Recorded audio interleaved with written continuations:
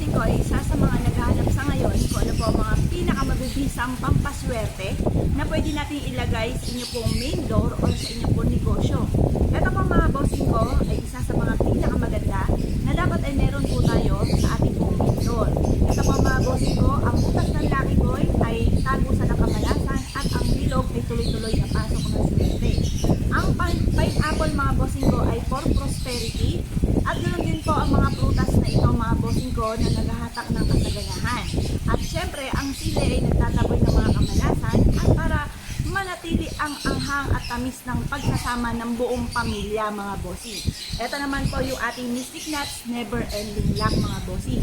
At ang kulay ng gold ay para sa kasaganahan.